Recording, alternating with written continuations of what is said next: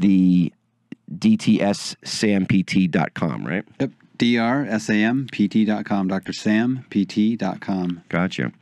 Well, with that being said, wow, the chi energy, I mean, everybody talks about it. You hear it even in movies, but no one really understands it, because there has to be, like, I just learned about scalar energy last year, and then AC, electrical energy, how scalar energy is the pure energy, and then you have this AC current, which is a derivative of this pure energy that can be broken down and has, time and space involved in it, or at least a linear, from a distance it can be measured. Scalar energy is instantaneous.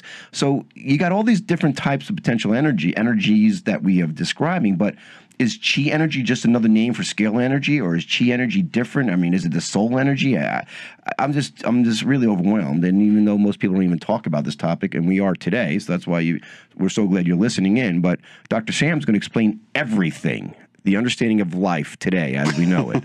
So, good. That was a small little thing to do. What do you got? What do you got, Doc?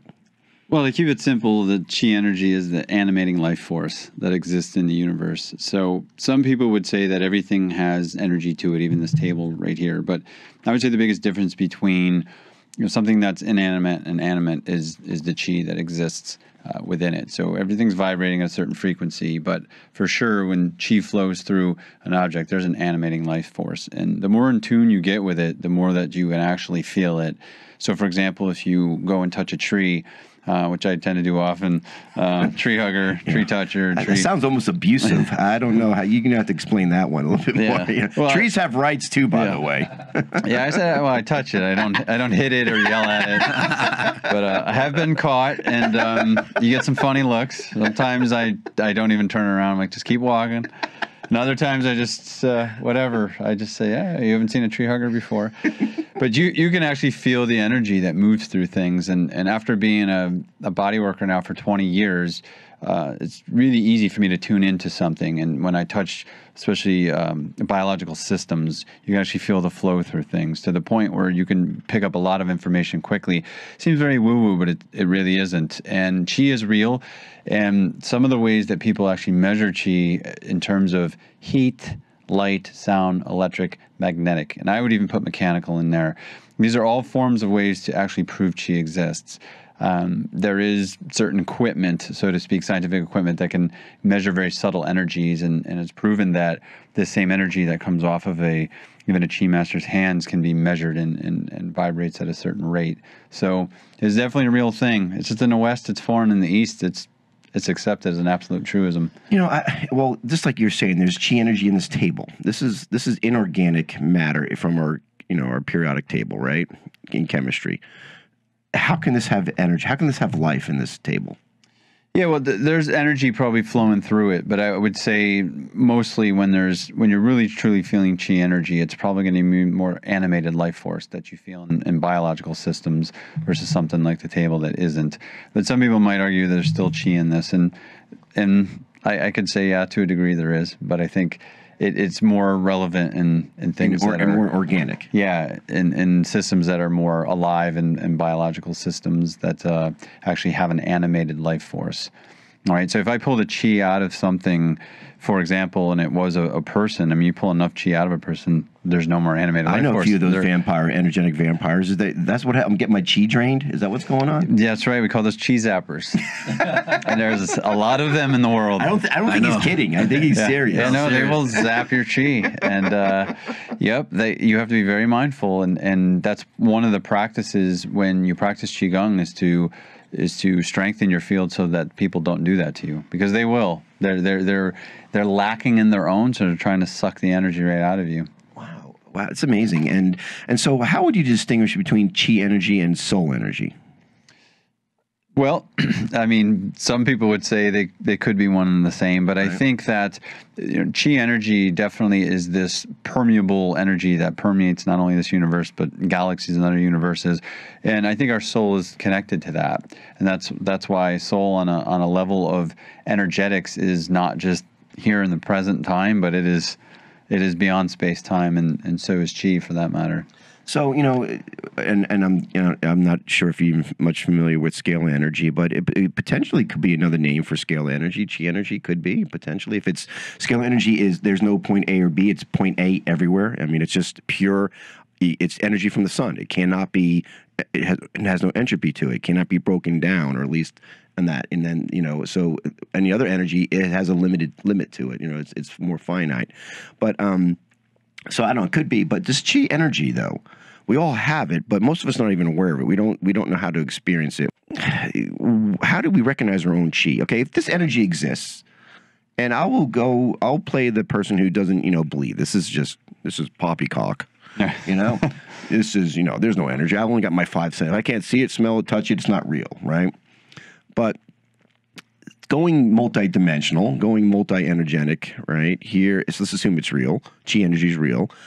If I'm a non-believer, is my intention not going to let me experience the chi? Potentially. I mean, chi is one of those forces that's going to permeate whether you believe it or not. But one of the aspects of Qigong is intention. That's one of the 3 actually in adjustments or regulations. So Qigong, the word literally means energy practice or energy cultivation practice. A gong is a practice. So if somebody does a 30-day gong, they're committed to practicing something for 30 days. So for example, in Qigong, you could be holding an empty ball pose. And some people will practice this pose for 30 days where they might add a minute each day. So by day 30, you're sitting there in one pose for 30 minutes straight. And the reality of that is if you're doing it correctly, you never get tired. You actually feel the chi building and you keep re-regulating your posture or readjusting it, so to speak. And the chi just keeps building. And by the end of 30 minutes, you're energized. You're not tired. It's pretty amazing. It seems so like an oxymoron there. So the more you use energy to stay in one position, the more energy you're going to have. Correct, because the reality of what you're doing in that position is you are attuning with the chi flow and you're learning how to allow it to flow through your body. There's really 2 states, flow and stagnation. And when there's stagnation, that's where disease starts to thrive, and it likes that. And as I like to say, where chi flows, disease don't grow. So it's really that simple. Energetic systems have to have flow to them. When they have flow and resonance and coherence and vibration, they're healthy. And when they have stagnation, there's dissonance, and then there's disease and dysfunction. So back to your question, there are a few drills even you can do with people. And one of the things is to just even have people rub their hands together like this, or the other way is their fingernails. So you literally do this. You start to rub your fingernails together back and forth very vigorously. And then you can bring your hands apart and then slowly start to bring them back together. Oh, yeah, my guy, I think I feel something. Yeah. Wow. And a lot of people will just start to feel this. See, my first doubter says, well, it's just the air pressure changing. Right. And there could be a change in pressure there, but the reason that works so well with the fingernails too and the fingertips is there's a lot of potent chi points at the end of the fingertips. They're called Jing points, and when you start to open those up, energy starts to flow through, and you feel the magnetism, or again the heat, the electric, the magnetic. You're not really going to feel sound, but you could in terms of vibration, and then. Until you get to the master level, you're not going to really see light or anything. But so people you say people who practice on a more regular basis with pure intent, they could actually see the chi force. Some people may be able to. That's definitely an advanced level. It's just like some people see energy fields. They see auras and stuff. Right. So you start to just see, and that would be an example. You're seeing energy around somebody. But it's more important, I think, with Qigong and Qi flow. It's an internal art. So the most important things are happening on the inside. So the direction of your intention has to be in. And one of the things in Qigong is the way in is the way out. Think about that one for a while. The way in is the way out. And that's really true. And that's part of certain postures and certain things that's the point, is stop projecting all your intention and attention out here, because that's not where the answers are. That age-old wisdom of the ages and the sages, the answers are within. They are. So the only way to get there is to go within. And that's part of the beauty of Qigong, is it takes you into this internal state where you start to attune to energies, but you're also very aware of your environment at the same time. If you're truly doing it correctly, not only am I aware of my body, I'm aware of this whole room and everything that's around me, to the point where that's like almost a scene out of one of those movies where you see a master sitting in there and then they're just like, poof, and they grab like the dagger that's like thrown at them because they're that aware of like everything in their environment. That's not going to happen overnight, but for that reason alone, I'm going to do it. You know? Yeah. I know. To catch the bullet. Yeah. Are you aware of all the EMFs in this room? Yeah, well, when I was in your studio, remember when I was in your studio? I am very aware. Actually, when I was in Wahid's studio recording the song, or the parts of the song anyway, I remember I made that comment to you. I took a step in toward some of his equipment in the desk to get closer to put the headphones on. And I was like, whoa. And he goes, what's the matter? And I was like, wow, this is strong. I just need to move the chair about 2 feet to the left. He's like, yeah, do what you need to do, man. But yeah, I could feel all that, remember? Yeah. And I was like, how do you work in here? He's like, yeah, it's a challenge. We just, our intention, we just ignore it like it's not happening. It's called denial-based positive thinking. Come on, get on board. So, something to be said for that. well, what's this Qigong, and Gong being in a practice, and it's not the same thing as Gong, like a Gong thing, right? It's different, right? Right. All right. That's just my ignorance. Sorry about that. And but that's vibration too. That's vibration, right? Well, everything's vibration. So you could actually learn to play by going inside and tap into your own chi energy, this own energetic life force energy. I'm trying to put it in pragmatic terms. So if chi didn't exist, would we just drop dead? Is it our animation? Yeah. I mean, this is just like our energy we play in this world, in this three-dimensional matrix, if you like, world. Chi energy is the life force. That's right. The life animating force. Right. If chi didn't exist, we'd all probably go bye-bye real quick. Bye-bye. Everybody wave goodbye. There we go. Then I'd start holding on to those trees. So we can actually experience this ourselves by doing a few practices, which we'll talk more of here in a second.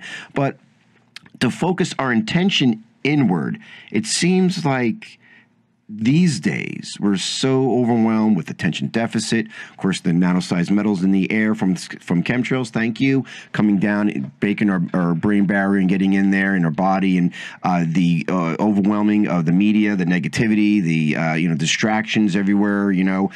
It seems almost overwhelming. Like you said, the way out is to go within, right?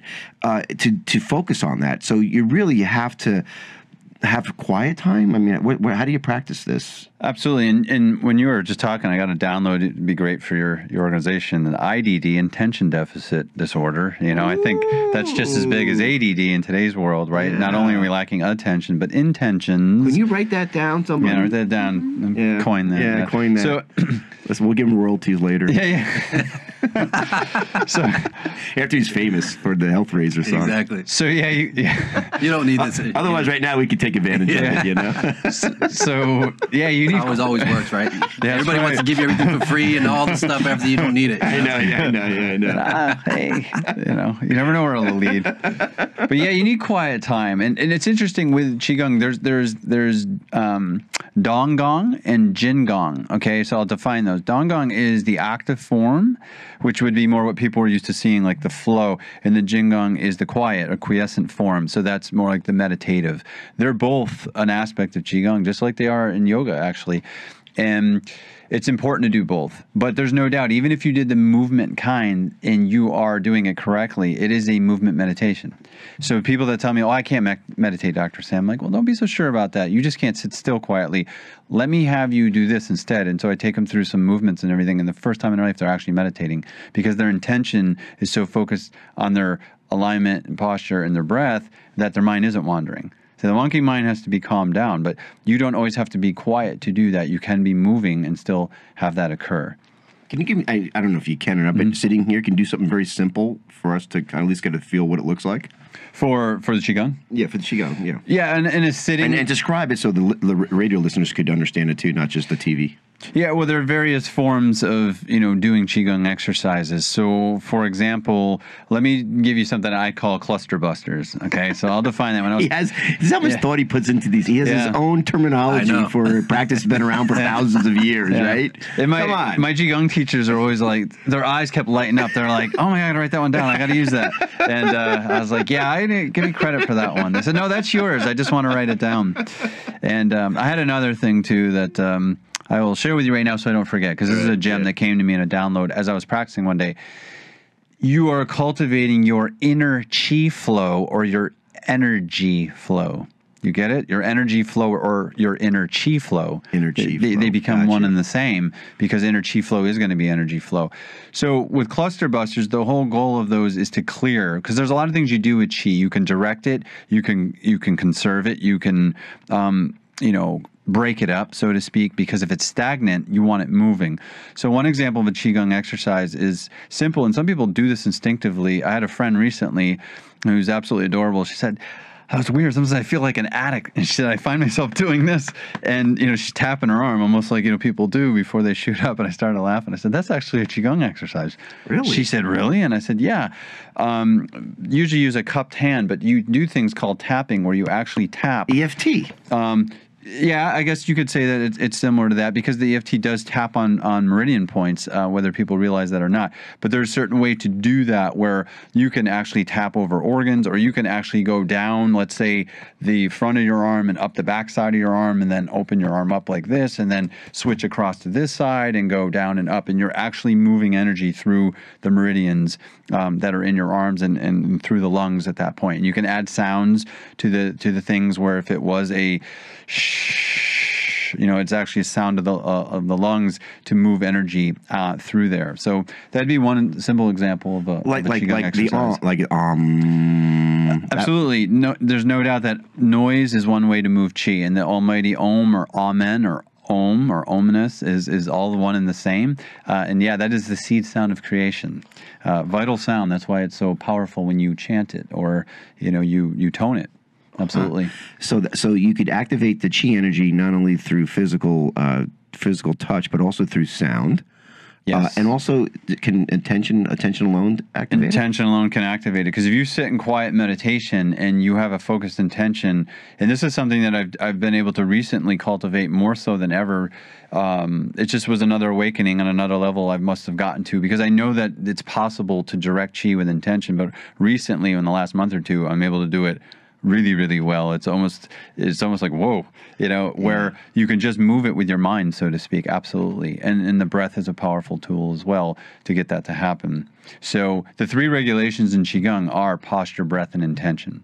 If you want to make it simple, like how do I remember that? PBI, it's like, okay, the ABC approach, alignment, breathing, consciousness. That's what I came up with, which is a kind of a Western version of that, posture, breath, and intention. Alignment, breath, and consciousness, the ABC approach. ABC for better chi. Epicenter of brilliance. So we got a call coming in. A caller, can you hear us?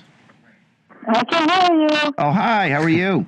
What's your name? Hi, I'm good. How are you? Wonderful. What's your name? This is Susan. Hey, Susan. Hey, oh my God. Susan. I was wondering if you were going to guess. I had no. You're a little scratchy, but I think that's maybe. It's breaking up. Oh, I hear you fine though. You're doing great, Susan McDowell. She's one of our. My phone's breaking up. Let me see if I go out on my porch if it would be better. Yeah, that's fine. That's fine. But that's just while she's getting her phone set up. Susan McDowell is one of our regular bases. It's almost like Sam and Susan should get married or something. It's like it's like I don't know. I don't know how it works. But they both have totally breaking up. Okay, well go somewhere. You're not. You sound good. All right. Okay. Well, what I was going to say is, how about I just ask the question if you can hear me? Yes, we can hear you fine. And then I'll just watch the answer on the show. All right, there you go. I can't hear you very All right, well. that's fine. Right. Ask your question. Okay, I'll just start because I can't hear you. Sam, I was wondering, I do energy work as well, and I've learned that the highest energy dominates, which would be if you're in alignment with your chi, which I also consider the love source energy. So I was wondering, with your practice, what is your practice for keeping your energy high on a regular basis? Great question, Susan. And I know you got to hang up because you can't hear us. So thank you so much for calling in. Okay, I can kind of hear every other word. All right. I look forward. I've been listening to the show, and I will listen to the rest of it. All right. So thank you very much, and have a great day. Thank you, Susan. Love you. Bye. Bye. So you got the question? I do. Repeat it one more time. So Yeah, the question is, what was my personal practice to keep my energy as high as possible? That's what I heard her say. Yeah. And, well, and certain dominant energies, ones that are dominant more than others. Yeah, so one of the key things, and we've talked about this on a few other shows, and it's worth repeating, there's a signature system of health that I personally teach, and all my clients and I personally follow, and it's called the Chain of Health System. So within that system, there's 8 essential links: food, air, water, light, rest, activity, hygiene, and love. And those things are essential. They're not optional. They're essential needs of health and of life. Every living species on this planet needs those things to thrive. We're the only species that tries to get away with it, so without doing that. So I always tell people the Chain of Health System is not optional. It's essential. However, following it is optional. We have free will. And so that can get us in a little bit of trouble, of course, because we could say, well, I don't need to do this because, I do this instead, and that's going to make up for it. But it really doesn't. So I really try to live that system each day. And to give you an example, like living in cycles with the sun, very important. Very, very important thing to keep the circadian rhythms very normalized. So trying to wind down with the sun. So sitting outside as the sun's dropping and sitting outside. And as your body continues to wind down and you go in the house, you just go to sleep, or you stay really chill. You don't flip every light back on in the house and all of a sudden get stimulated again. Because that's the point. People say, oh, I'm a night owl. And it's like, no, you're not. Because if you were, you'd have night vision, just like night owls do. All right? It's a learned behavior. It brings you right back to reality. A learned behavior. And I'm not saying people can't do it and be productive. I'm saying it's going to jeopardize your health at a certain point. So if you really want to tune in and be aligned with this, so to speak, in the highest energies, I think it's a full-on commitment. So that's one of the things. Simply breathing. And we did 2 or 3 shows on this. Yeah. And the it's Matrix series on breathing. And it's part of Qigong as well. That's the beauty of it. But breath work is so vitally important. And you think about the fact that you can live days and weeks without food and water and only minutes without air. And then the air literally defines our life. Like from the first breath we take to the last one we take, that you breathe 10 to 20,000 times a day. This is like one of the best ROIs you're ever going to get on your health. Return on investment is to learn to breathe very consciously and very often, very consciously. So people assume, hey, I'm alive, I must be doing it correctly. And all it means is you're breathing enough to stay alive, but are you breathing well enough to thrive? And there's a big difference there. So that's another practice. I meditate every day.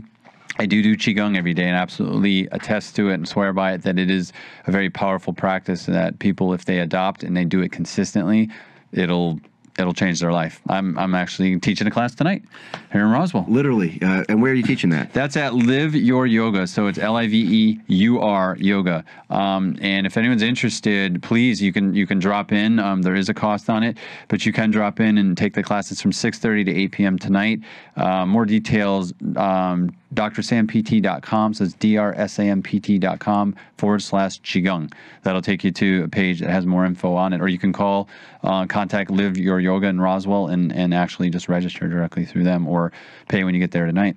Wonderful. I'd love to see you there. Yeah, no, that's wonderful. You actually put into practice what you're talking about. You're walking your talk. Yeah, you have to, and if you want to have that level of energy, that's really what it takes. And so the other work is vibrational tonal work. There's no doubt that adjusting your frequency every day is vitally important. So some people say toning the chakras, or I don't care what you call it. You can call it Mickey Mouse and Donald Duck. As long as you do it, it's really about doing it. But it's vitally important that you adjust your frequency every day, and sometimes a couple times a day. There are a few times a day I might be in meditation, or a few times a day I'm doing toning work. And that's what it takes. And people, sometimes it's funny. They'll say, oh, God, I don't have time for that. I'm like, well, then you're going to have time to suffer. I mean, it's one or the other. You can't have it both ways. You either have to invest the time in your wellness, or you're going to end up, in a sense, financing your sickness, or investing all this time and not feeling well. And these things are free. And that's the biggest thing. And that's one of the things about Qi. It's free. Here's the cool part about Qi. 1, it's free.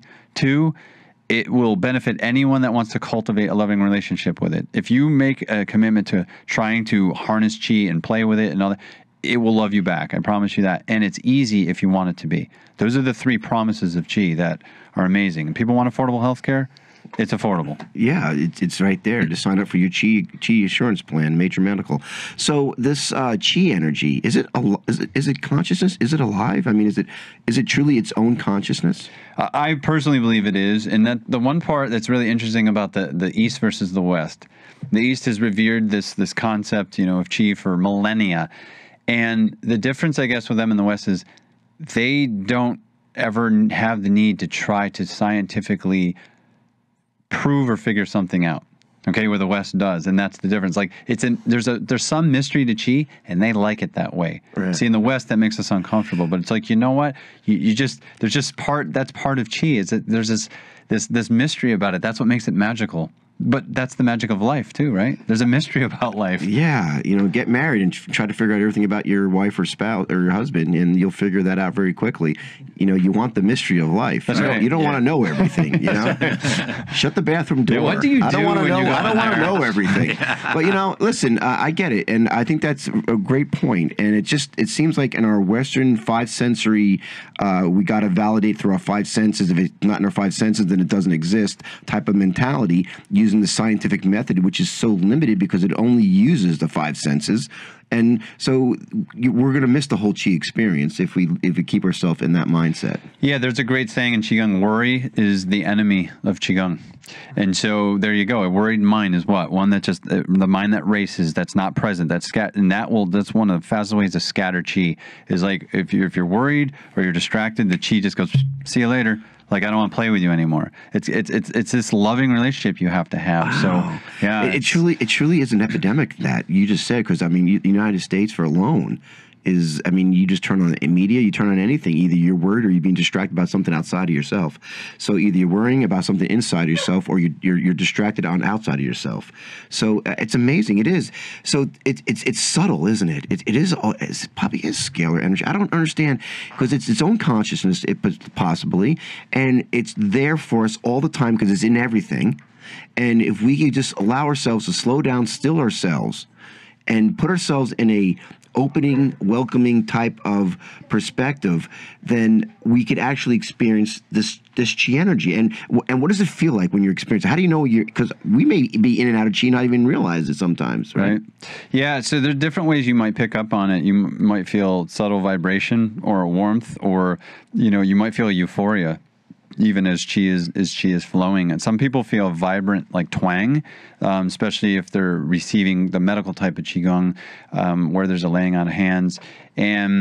But a lot of times there's a euphoria. Like when people do Qigong, if they take the classes with me, when we get done, they have this look on their face, and I was like, anything you want to share? Like, I'm buzzing, like I'm vibrating. Yeah, that's Qi flow. There's a vibrance to it, almost like a humming almost. So I don't say this jokingly, but is Qi involved in orgasms? Oh, definitely. The energy, the energy of the lower chakras, if you want to call that, or lower dantian, the sexual energy is very much so involved with Qi flow. And there's something to be said for that, because when you start getting into this topic, it's really interesting. There's an important concepts in Qigong, and to not actually dissipate, or I don't want to say waste, but expend too much of your vital life energy. There's concepts also called Jing, which is your life energy, or you're kind of given to you by your parents when you were born, but you can deplete that, and sex can deplete that, but it doesn't have to. So it's a vitally important thing. So yes, Qi is very, very involved with sex and sexual energy. You need to be very careful. As you start to study this stuff, you start to realize. I'm sorry, honey. I didn't mean to. You'll come back down to earth in a second. We'd be careful in what way? Well, you be careful. I was just thinking why he was thinking. That's all. I was thinking about Susan.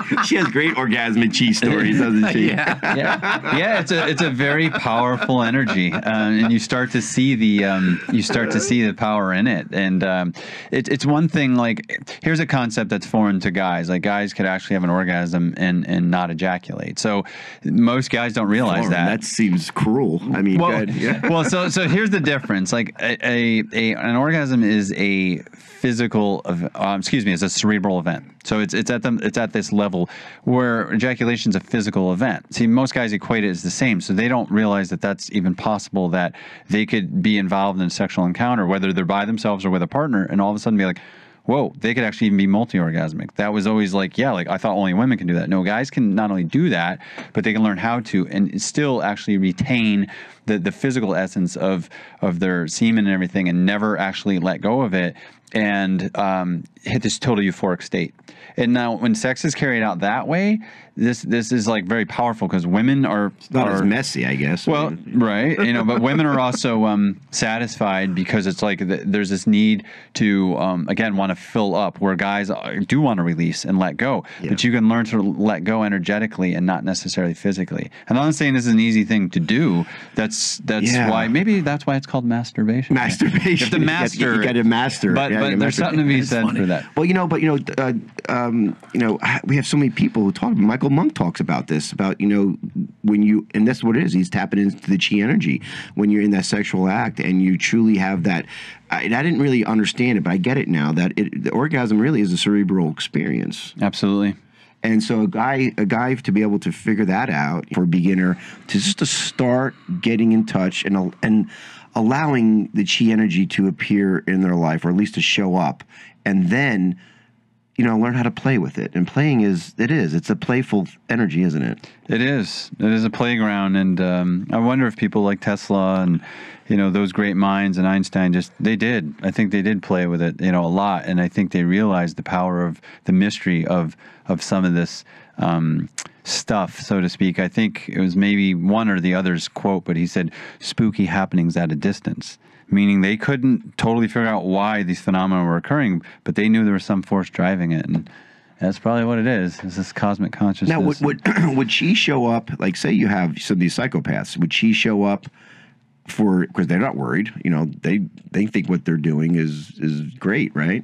Would she show up for them too? I mean, does she have discriminate at all? If you're not worrying and you're in a state of allowing, but you're using it for, let's say, harmful, negative things. I mean, is this where some of the magicians, some of these dark forces use this chi energy? Is it that neutral? It's neutral, but at the same time, their energy is going to have what we call like chi deviation. So energy that's flowing in balance and harmony through the body, because if it was and everybody was lined up correctly in terms of the let's say, something we didn't talk about or mention now, there's these energy centers in the body that are called dantians, which basically mean elixir fields. So there's an upper dantian that has to do with the heavens or the head or consciousness. There's a lower dantian that has to do with the earth and the actual physical body. And quote, there's the one in the middle, which is the one aligned with the heart and the lungs, which is chi, right? So even metaphorically, between heaven and earth is man. Okay, so you start to see the power of this. So when the dantians and there's energy cultivated and are flowing through them, and those three centers are in alignment, and the chi is flowing and balanced, you wouldn't have a warped mind. You wouldn't be a psychopath or a sociopath because the chi is flowing correctly. And right. So the power of the balance is there. So in the heavens, as we say, that from the heavens we get this yang energy, this flowing, vibrant energy, and from the earth we drink from the earth this yin energy through our feet, and right in the middle is again man. So between heaven and earth is man. When yin and yang balance, they form that Tai Chi symbol, that little tadpole black and white thing. Yeah, that is the symbol of harmony. Remarkable, and it makes so much sense to me, because even with scalar energy, as I discovered talking to people about that, is that you can't have the full experience of scalar energy, which is probably chi energy, unless you are coming from a loving perspective. And you could play, like you said, a lower vibration of it, and you could use it for whatever, but you're never going to get the full experience of it unless it comes from a loving perspective, which, like you're saying, things have to line up. Absolutely. It's a built-in security safety valve. That only way to really use this type of power is through love. Absolutely, through love and balance and harmony. Which when chi was created, it's like, again, it has its own intelligence. Life, it knows that. That's why it will only flow so much based on what's going on inside a system, right? Because it knows if it just was like no holds bar, it would be a very dangerous thing, right? Yeah. People might even, who knows, implode or explode or, you want some chi, baby? Here you go, right? Yeah. So this is incredible energy that you're dealing with. And so give us some example of what somebody could do at home, just a couple of moves maybe, and then And of course, you want to do the 3 pillars. You said breathing, right? Posture. Yeah, posture, breath, and intention. I mean, that alone is huge. Okay. That people, just start to align with those things. So what I always tell people is, if you feel off, your mind's racing, or you're worried about something, just ask yourself the question right there: where's my posture, breathing, and intention right now, in this very moment? Do it. Okay. And talk us through it. Yeah. So, for example, like if somebody is in a sitting position, since we're sitting, if someone's in a sitting position and their posture is slumped forward, or it's really tight and restricted, everything, there's no way that chi can flow through there. So in a sitting position, you may want to, again, just start to draw yourself up, your head toward the heavens and your tailbone toward the earth, and get long through your spine. Okay, so that now the energy is starting to flow through you. So there's posture. Where's my breathing right now? I'm holding it. Right, which a lot of people do. They're what we call no-hailers. They're not inhaling or exhaling. They're no-hailing. So you're not breathing at all. And you want to make sure that the breath is, again, flowing through you. And that's that mantra I mentioned on another show. How you breathe is how you live. You cannot have a worried mind or be pissed off, angry, upset if you're breathing correctly. They don't go hand in hand. And then your intention, where's my thoughts right now? Where's my focused intention?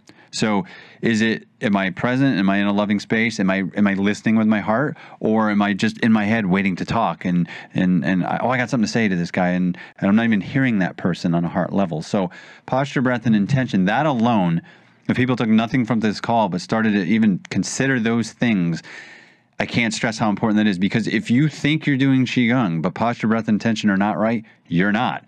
As my teachers used to say, you're doing something, you're just not doing Qigong. So you could call it exercise, you call it whatever the hell you want, but it's not Qigong. And Qigong, interesting enough, it's inner size. Okay, I wish I could coin that term, but it's not mine. But I know someone else that tried to, but it's not his either. So, but inner size is very important. So it's moving within, and it's important. And that's the other thing with the Tai Chi symbol, right? Exercise, like Americans have that kind of figured out. Go to the gym, do some cardio. That's important, but so is inner size, and you learn to balance the two. Because you do want both, right? If you're too yin, you're like, oh, everything's fine. It's not good. And if you're too young, you're like, oh, and that's not good either. You need the balance of both. That's why I think it's important to do exercise and exercise. And I do both of those daily. Wow. And again, it's just because things are invisible and thoughts are invisible, supposedly, but they do have actual physical properties, believe it or not, and feelings. However, because you see it like I can see this telephone or these microphones or, these folks over here, we don't give it credibility or validity in our daily life. So this inner size is a little more challenging because, unless you could imagine an inner treadmill, right? or weights. But so what would it look like inner sizing just by being still and having this presence of energy, right? Yeah. When you start to go within, you are still, but there's a lot of things going on and a lot of things happening. And the more you attune to that, the more magical it becomes. So even though you're still, you're not. And that's just something that it has to be something that's experienced. It is hard to put in words because just like breath work, I could tell someone, you can read 100 books on breathing, or you can start practicing for like 5 minutes a day. And I'm telling you, the 5 minutes practice will trump all those books because it's a feeling thing. And as I mentioned before, it's an internal art. It's not to say that you don't experience anything out here, but it's a feeling thing. Qigong's a feeling thing.